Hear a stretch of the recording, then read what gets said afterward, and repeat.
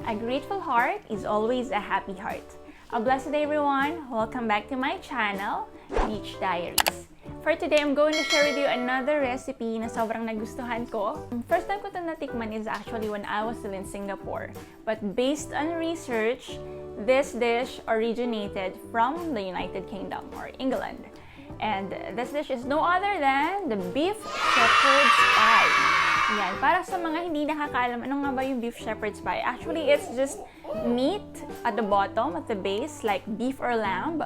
And on the top is mashed potato, something like that, to give you like a hint of it kung ano nga ba yun. So, it's very easy to make, but it looks very tedious kasi madaming ingredients. I think from the past recipes that I have shared, ito yung medyo maraming ingredients. But don't worry kasi yung mga ingredients naman is usually madaling makita sa market. And maraming mga optional na ingredients na pwedeng wala, pwedeng meron kung meron kayo sa fridge nyo. So, please feel free to do it. And as I've always say, you know, when we do something special, of course, it takes a lot of effort and time and a lot of passion. So join me again as we grow together and as we learn together. Only here on MICH Diaries.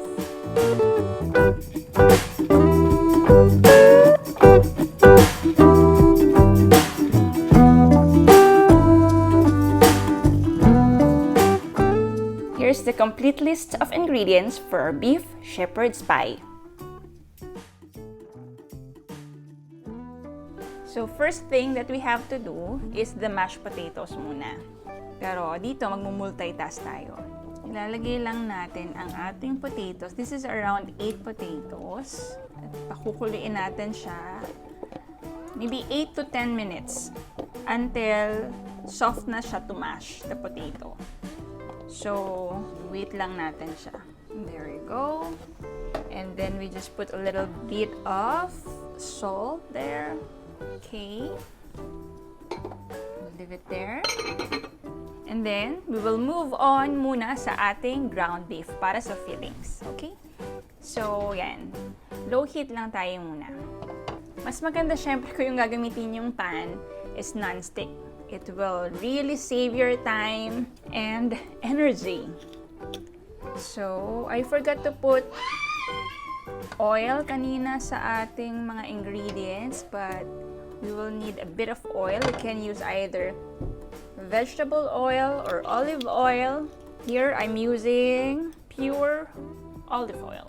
Okay, so pag medyo mainit na yung ating pan, ilalagay na natin ang ating half kilo of ground beef. Mukha siyang madami pero actually konti lang ito pag naluto.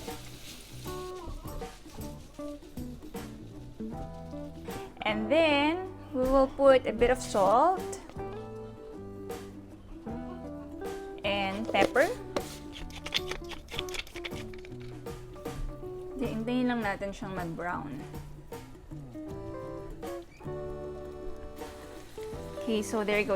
As you can see, nag-brown na yung beef natin. So, transfer muna natin siya into a separate bowl. So, set aside lang natin siya in one corner. And then, moving on again, dun sa ginamit natin na pan, maglagay lang tayo ng maybe 1 tablespoon of butter. Then we're going to saute naman the other ingredients. And kapag medyo melted na yung butter, we can already add our yellow onions. This is 1 medium size of onion. Okay, and then we will add na the garlic. It's 3 cloves of garlic minced. Then moving on with our carrots and corn kernels. Yung original is actually carrots and green peas. But the thing is, me and my husband, we hate green peas. Hindi talaga kami kumakain nun. And alam niyo, minsan sa fried rice, di ba may ganon? Talagang inaalis namin isa-isa kasi hindi kami fan ng peas. So good thing, may nabibili sa mga supermarket na di ba usually carrots, corn kernels, and peas. Ito, may nakita ako na carrots lang and corn kernels, which is just perfect for us. Then we also have our mushroom. Next ingredient is actually optional, okay? You can add bacon. You can put 2 strips of bacon or 2 tablespoons of, the minced bacon that you can buy. Actually, this is just a leftover that we have in the fridge. And anything with bacon is yummy, so might as well put it.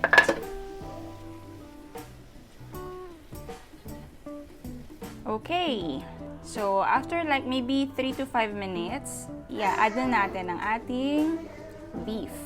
It's okay kahit may sabaw siya ng konti kasi lalagyan pa naman natin siya talaga ng water later. So, there you go. Buksan natin. There you go. And then, we will put 1 beef cube. There you go. Also, this is something that is optional. If you have red wine at home, trust me, it will give your dish a different flavor. So, maybe 2 tablespoons of red wine. Kung wala, okay lang. And then, 1 tablespoon of this one, Worcestershire sauce. Okay?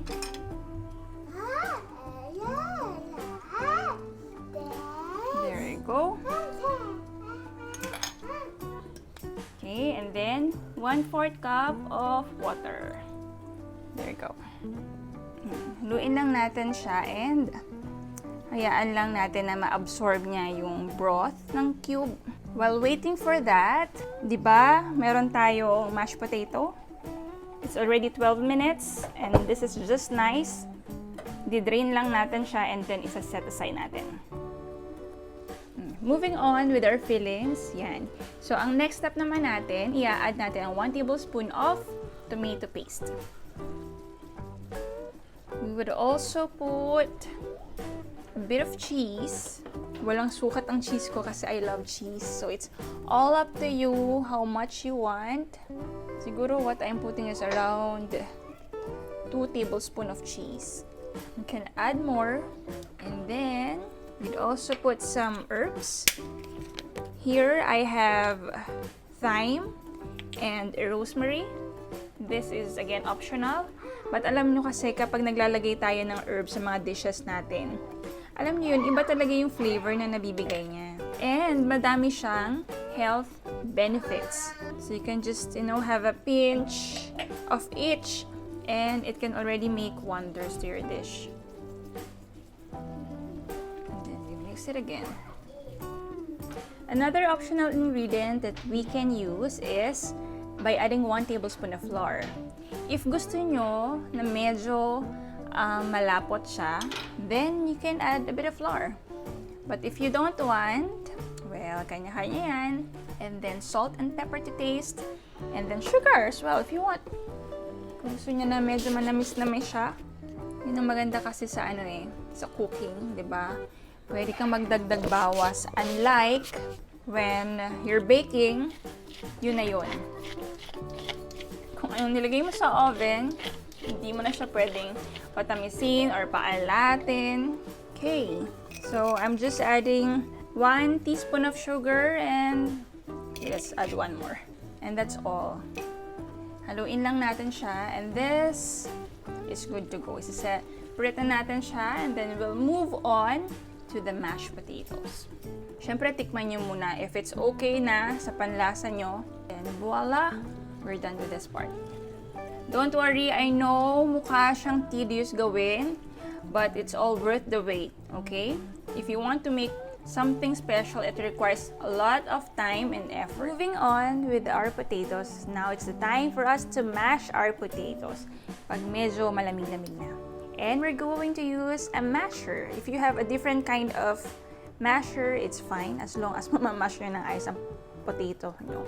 Kung wala kayo, tinidor, pero it will really take a lot of your time. Okay? So, may electric, yun yung the best. But of course, medyo pricey siya. That's why kailangan na hindi undercook ang inyong patatas. Kasi mahihirapan kayo mag-mash.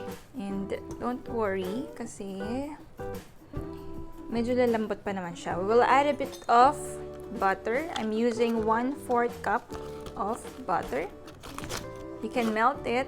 You can melt the butter, or if it's softened, it's just nice. Like that. Magsimula muna kayo sa konti para kaya nyo siyang i-adjust. Supposed to be, kailangan ko ng 1/4 cup, but hindi ko muna siya 1/4. Kasi baka mamaya maging maalat siya. Depende sa gagamitin yung butter if you're using unsalted or salted. I'm using a salted butter, so konti na lang ang ilalagay nating salt later on. A wooden spoon will be very helpful as well. So while you're mashing, just put a bit of salt and then pepper. And then 1/4 cup of milk. Again, unti-unti lang muna. Bit by bit.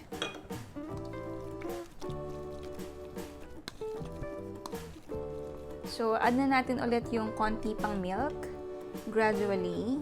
Huwag naman yung sobrang ibubuhos natin lahat. Diba? Kung nakikita nyo, gumaganda na yung texture ng ating mashed potato.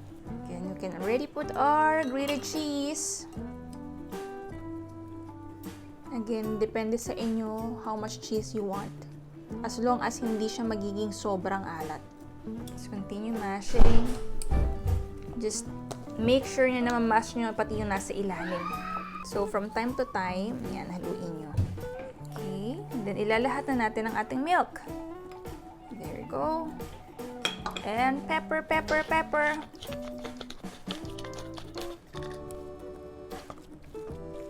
Okay, we're almost done, but I think I want to put a bit more of milk. And then, just mash it according to your preferred consistency. Kasi remember, i-bake pa natin siya. Put your cheese. Feeling ko, I want to use half of the bar of the cheese. You know, the normal Eden cheese. Pwedeng kalahati. Para malinamnam yung mashed potato nyo. And pepper again.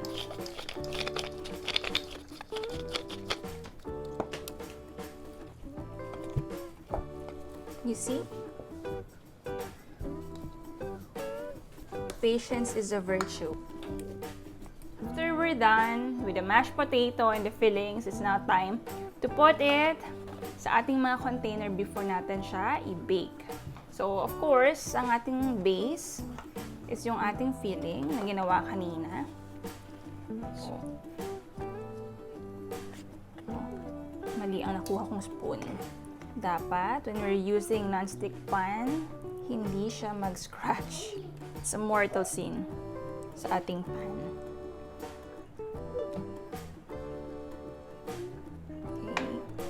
Try this one na lang. Never use a utensil like this when you're using your non-stick pan. Dali siyang sisira.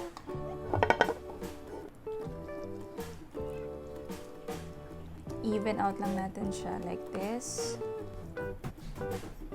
Then, syempre, for the finale, we will put this one on top. Natin siya i-spread ang ayos. I just hope na may enough ako na potato. Kasi yung fear ko parang kulang. Let's see how.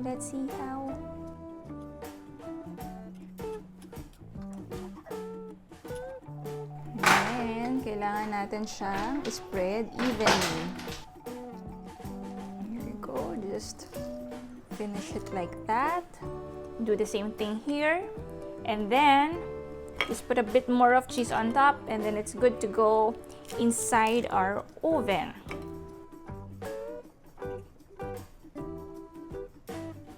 And there you go. So, sa ibabaw, I still put cheese on it because cheese is life.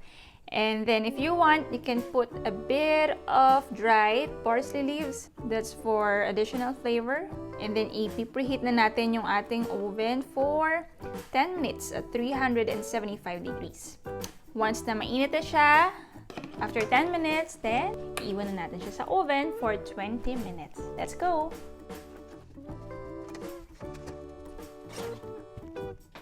Okay, so after 20 minutes, we're done. There you go, my baby.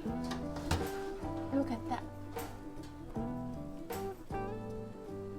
So here you go, our beef shepherd's pie.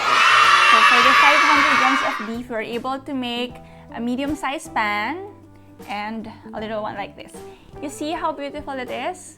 On top is that mashed potato with grated cheese, with dried parsley, and syempre at the bottom is the beef that we cooked earlier on. So let's dig in.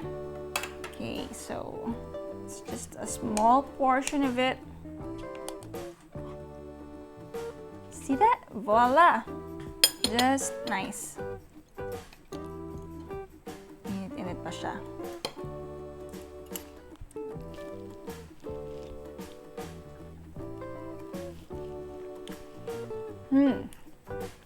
Sobrang sarap niya. Fairness, you have to try this one. I think kahit si Kiel magugustuhan to because of the mashed potato.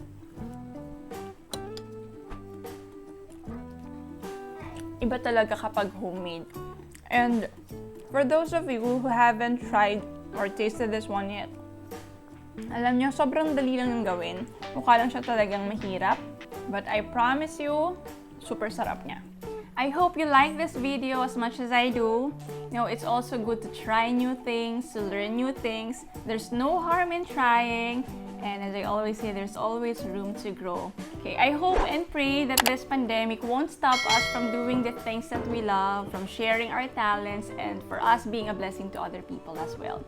So bye everyone, and see you again, only here on MICH Diaries.